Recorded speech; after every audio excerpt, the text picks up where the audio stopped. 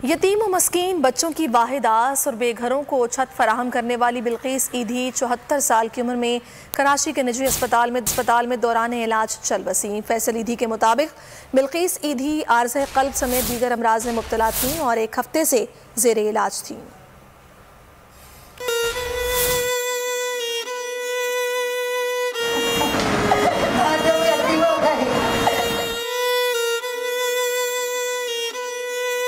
यतीम व मिस्कीन की कफालत करना हो या घरों को छत फराहम, नौमौलूद की माँ की तरह परवरिश करना हो या जहनी अमराज में मुब्तला बच्चों का ख्याल रखना, बिल्किस ईदी तमाम चीज़ों को खुश असलूबी से निभाती थीं।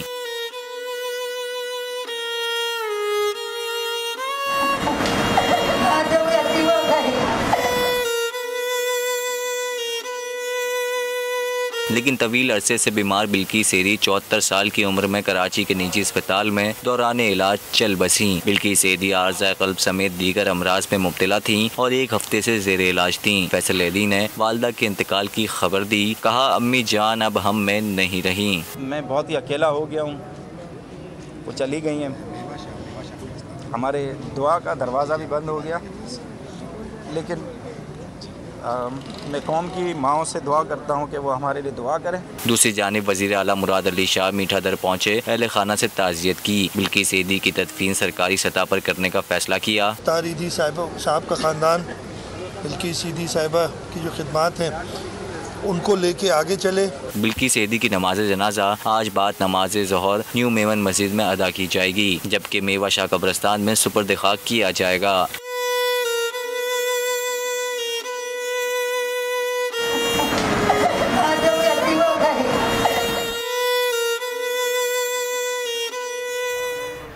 मारूफ समाजी रहनुमा बिल्किस ईदी की नमाज जनाजा और तदफीन का ऐलान कर दिया गया। वज़ीर आला सिंध ने बिल्किस ईदी की तदफीन सरकारी सतह पर करने का ऐलान कर दिया है। मज़ीद तफसीलात बताएंगे बोल न्यूज़ के नुमाइंदा अमजद कायम खानी, जो इस वक्त ईदी होम मीठा दर में मौजूद हैं। जी अमजद।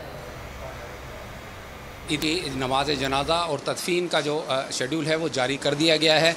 उनके साहबजादे फैसल ईदी ने मीडिया को बताया है। साथ साथ फरमाइएगा, तदफीन का ऐलान कर दिया गया है जी बिल्कुल ऐसा ही है। नमाज जनाजा जो है मेमन मस्जिद बोल्टन मार्केट में होगा ज़ोहर की नमाज के बाद, और उसके बाद जो है तदफीन मेवा शाह में की जाएगी नमाज जनाजा के बाद।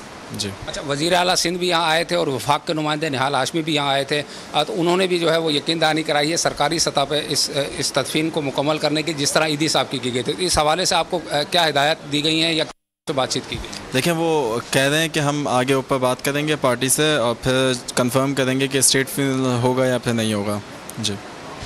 जी बिल्कुल, हमारे साथ साद ईदी मौजूद थे। उन्होंने कहा है कि वज़ीर आला सिंध और जो वफाक के नुमाइंदे निहाल हाशमी यहाँ मुस्लिम लीग नून से तशरीफ़ लाए थे, उन्होंने ये यकीन दहानी कराई है कि वो आला हुक्काम से इस हवाले से बात करें।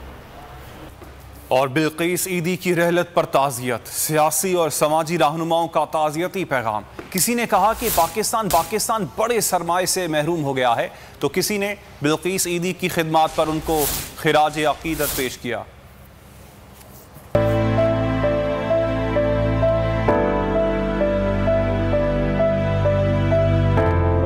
अलविदा बिल्किस ईदी, अलविदा। बिल्किस ईदी की रहलत पर ताज़ियाती पैगामात का तांता बन गया। सियासी और समाजी हलकों के अफराद ने ताज़ियत का इजहार किया। सदर पाकिस्तान और वज़ीर आज़म का बिल्किस ईदी के इंतकाल पर गहरे दुख का इजहार। बिल्किस ईदी की समाजी खिदमात को सलाम पेश किया। वज़ीर आला सिंध मुराद अली शाह का बिल्किस ईदी के इंतकाल पर गहरे दुख का इजहार। इमरान खान, शाह महमूद कुरैशी, उस्मान बुज़दार, फर्रुख हबीब बिल्किस ईदी के इंतकाल पर अफसोसदा नजर आए। फवाद चौधरी ने ट्वीट किया, लिखा, बिल्किस ईदी पाकिस्तान के मुआशरे का एक रहम और एहसास से भरपूर रुख थी। कितने दुखी लोगों का सहारा आज चला गया। सूबाई वजीर revenue Makhdoom Mehboobuzzaman, opposition leader Sindh Assembly Haleem Adil Sheikh, Qasim Suri, Mohammad Ramzan Shipa और उस्मान डार ने भी मरहुमा के बुलंद दर्जात की दुआ की। कहा, बिल्किस ईदी की जिंदगी ख़वातीन के लिए एक मशअल राह है। आज हम एक बाहिम्मत खातून और एक इदारे से महरूम हो गए हैं।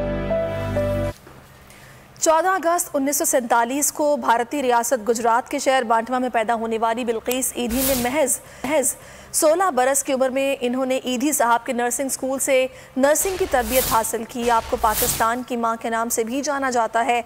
आपने अपनी ज़िंदगी की 6 दिहाइयों से ज़्यादा ज़रूरत इंसानियत की खिदमत में गुजारी।